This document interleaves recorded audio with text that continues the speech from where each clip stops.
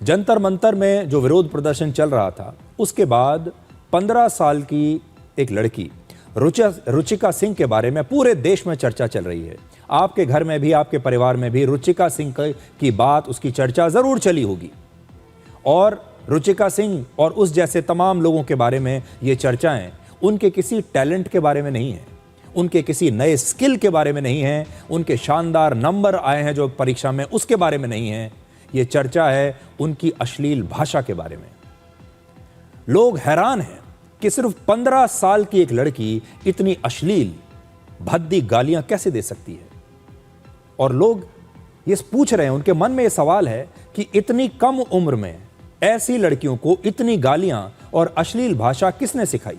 और दूसरा, उसके अंदर इतनी हिम्मत कहां से आई कि वो सार्वजनिक तौर पर सड़क पर खड़े होकर भीड़ के बीच कैमरे के सामने ऐसी अश्लील बातें कर सके। और रुचिका सिंह ही नहीं, हमारे देश में ऐसे बच्चों की संख्या करोड़ों में होगी जो इस तरह की अश्लील भाषा को अब आम बोलचाल की भाषा बना चुके हैं और इस भाषा को वो कूल मानते हैं। अब ये भाषा समाज में स्वीकार्य होने लगी है, अब कोई इसका बुरा भी नहीं मानता। और इसका सबसे बड़ा कारण है सोशल मीडिया। अगर रुचिका सिंह की उम्र 15 साल है तो समझ लीजिए कि वो वर्ष 2011 के आसपास पैदा हुई होगी। ये वो समय था जब भारत में सोशल मीडिया का उदय हो रहा था। इसका मतलब है कि रुचिका सिंह जैसे करोड़ों बच्चे और सोशल मीडिया एक साथ एक दूसरे का हाथ पकड़ते हुए बड़े हुए हैं। पुरानी पीढ़ी के बच्चे रात को दादा दादी से कहानियां सुनकर सोते थे, लेकिन इस पीढ़ी के बच्चे रात को बिना रील्स और वेब सीरीज देखे सो नहीं पाते। उन्हें बिना रील्स देखे नींद नहीं आती। और यह फर्क आपको साफ दिखाई देता है। जब दादा दादी कहानियां सुनाते थे तो वो बच्चों में संस्कारी जानकारियां देते थे उनको उन कहानियों के जरिए। अफसोस की बात यह है कि सोशल मीडिया जेन ज़ी को संस्कारी बनाने के बजाय गालीबाज बना रहा है। इस आंदोलन में अभद्र भाषा का इस्तेमाल करने वाले ऐसे बहुत सारे लोग थे। रुचिका सिंह के बारे में हम इसलिए बात कर रहे हैं क्योंकि रुचिका सिंह इस आंदोलन की पोस्टर गर्ल बन गई और रुचिका सिंह की मां भी अब मीडिया से बात कर रही हैं, इंटरव्यूज दे रही हैं। और रुचिका सिंह की मां से जब यह बात कही गई तो रुचिका सिंह की मां ने एक बहुत ही इंपॉर्टेंट पॉइंट उठाया है जो देश के हर माता पिता को आज देखना चाहिए। आप देखिए कि रुचिका सिंह की मां ने क्या कहा है। जिस समय मैंने पहली बार ये सुना, मुझे लोग कह रहे हैं कि ऐसे माँ बाप को डूब मर जाना चाहिए। मैं कह रही मुझे शब्द नहीं है मेरे पास कि मैं क्या बोलूं। और ये बेटी नहीं, देश के बहुत सारे बच्चे, इवन इस समय जितना भी इस एज के बच्चे हैं 10 से 20 वाले, ये सारे ही इस कंडीशन पे आ चुके हैं। और मेरी नम्र निवेदन है पीएम मोदी जी से, प्लीज ये इंस्टाग्राम, फेसबुक नए बच्चों के लिए, 10 से 20 साल वाले बच्चों के लिए रोक दिया जाए। इनको सिर्फ पढ़ने दिया जाए। इनको प्रोटेस्ट, ये सब जो भी चीजें चलती रहती हैं, आम आदमी, छोटे बच्चों को उसमें एंट्री ना दी जाए। अंडर 18 बच्चों को उसमें एंट्री ना दी जाए। इन लोगों का सिर्फ फायदा उठाया जाता है, इन बच्चों का सिर्फ फायदा उठाया जाता है। छोटे बच्चे कुछ भी बुलवा लो, इनको ना दुनिया का पता, ना समाज का, ना छोटे बड़े का सम्मान। इनको छोटे बड़े की सम्मान कैसे करना है, किसके लिए क्या बोलना है, कितना बोलना है, कुछ नहीं पता। अब सवाल सिर्फ रुचिका सिंह का नहीं है, पूरी जेन ज़ी पीढ़ी का ये सवाल है। क्योंकि आज जिन जेन ज़ी युवाओं की उम्र 18 से 25 साल के बीच है, ये वही पीढ़ी है जिसका बचपन सोशल मीडिया के साथ बीता है। इनके जो दोस्त हैं वो सोशल मीडिया है। सोशल मीडिया के जो अलग अलग ऐप्स हैं ये इनके बेस्ट फ्रेंड्स हैं। इनके बचपन में टीवी से ज़्यादा मोबाइल फ़ोन था, कहानियों की किताबों की जगह रील्स थी और पड़ोस के दोस्तों से ज़्यादा ऑनलाइन फॉलोअर्स थे और मनोरंजन के लिए वेब सीरीज़ थी। वर्ष 2006 में ट्विटर और फेसबुक ने भारत में सोशल मीडिया के युग की शुरुआत की थी, 2006 में। इसके बाद 2008 में यूट्यूब आया और अब हर कोई सिर्फ दर्शक नहीं बल्कि कंटेंट क्रिएटर बन चुका है। इतने सारे जो सोशल मीडिया के ऐप्स हमारे देश में आए, पहले हम व्यूअर्स बने, दर्शक बने जो सिर्फ कंटेंट देखते थे, लेकिन अब हम कंटेंट क्रिएटर्स बन गए हैं। फिर वर्ष 2010 में इंस्टाग्राम आया जिसकी रील्स ने पूरी दुनिया को 30 से 60 सेकंड की स्क्रीन के अंदर समेट कर रख दिया।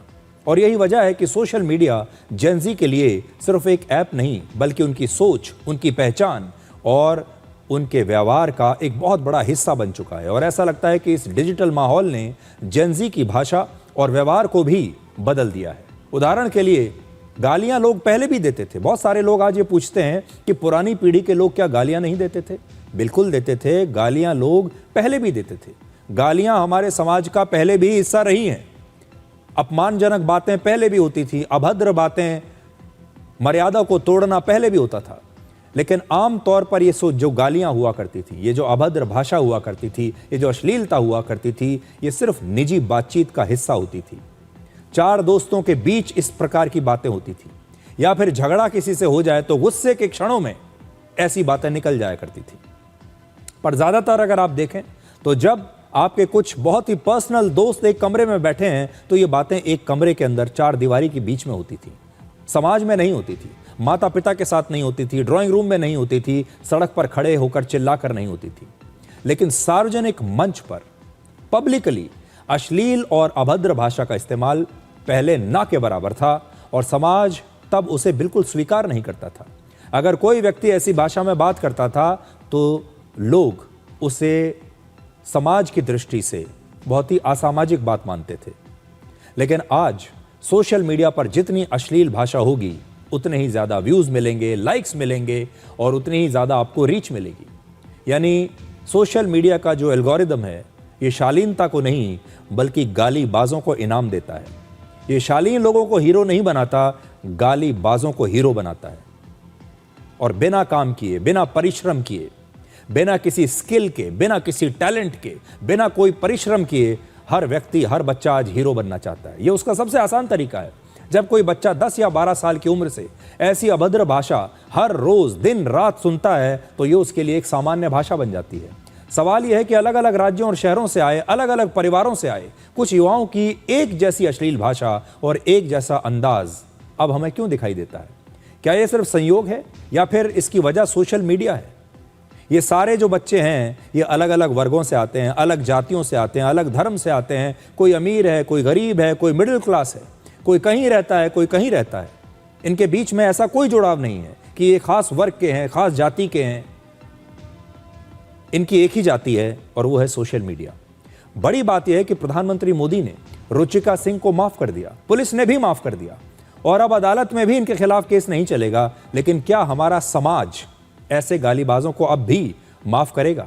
इसलिए असली बहस किसी एक आंदोलन की नहीं है बल्कि यह है कि क्या सोशल मीडिया, रील्स और वेब सीरीज ने हमारी जेन ज़ी की भाषा, उनके चरित्र, उनके व्यवहार और उनके विरोध की शैली को हमेशा के लिए बदल दिया है? और क्या हम ऐसी पहली पीढ़ी को देख रहे हैं जिसकी परवरिश परिवार और स्कूल से ज्यादा सोशल मीडिया के एल्गोरिदम ने की है? तो इसलिए आज जो मैं आपको ये कहना चाहता हूं कि ये अक्सर हम चर्चा करते रहते हैं सोशल मीडिया के बारे में, वेब सीरीज के बारे में। सोशल मीडिया का हमारे समाज पर, हमारे बच्चों पर क्या असर हुआ है, जंतर मंतर का आंदोलन उसकी पहली केस स्टडी है। इसके लिए आपको कोई सैंपल साइज लेने की जरूरत नहीं, इसके लिए आपको कोई सर्वे कराने की जरूरत नहीं, किसी अंतर्राष्ट्रीय सर्वे कंपनी की रिपोर्ट देखने की जरूरत नहीं। ये पहला प्रैक्टिकल सर्वे हमारे देश ने देख लिया और उन्होंने देखा कि सोशल मीडिया के बाद पैदा होने वाली जो पीढ़ी है वो आज कैसी है। इसीलिए आज हम ये कहना चाहेंगे, रुचिका की मां ने भी जो कहा, दुनिया के कई देश ऐसे हैं जिन्होंने अब छोटे बच्चों के सोशल मीडिया के इस्तेमाल पर पाबंदी लगा दी है। यूके में ऐसा हो रहा है, ऑस्ट्रेलिया में ऐसा हो रहा है। बहुत सारे देशों ने इस बात को समझ लिया है कि सोशल मीडिया हमारे बच्चों के दिमाग को खराब कर रहा है। वो सोशल मीडिया के कंटेंट के लिए अभी तैयार नहीं है। इसलिए अब समय आ गया है, अगर भारत के नेताओं को, भारत की सरकार को इस जंतर मंतर के आंदोलन से कोई सीख लेनी है।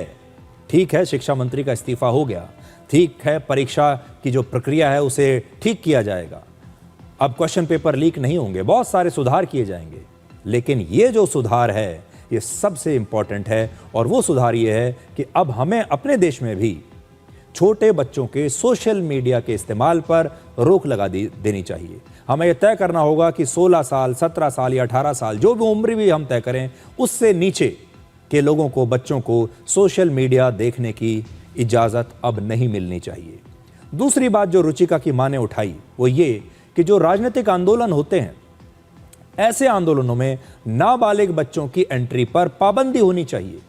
किसी भी राजनीतिक गतिविधि में, किसी भी प्रोटेस्ट में, किसी भी जुलूस में छोटे बच्चों के जाने पर अब पाबंदी लग जानी चाहिए। ये दो पाबंदी आज मैं देश के सामने ये सुझाव देना चाहता हूं कि ये हमारे देश में होनी चाहिए, ताकि अगली बार जब कोई नई पीढ़ी के बच्चे इस प्रकार से सार्वजनिक मंच पर आएं तो वो पूरे देश को शर्मिंदा ना करें, अपने माता पिता को, अपने परिवार को शर्मिंदा ना करें।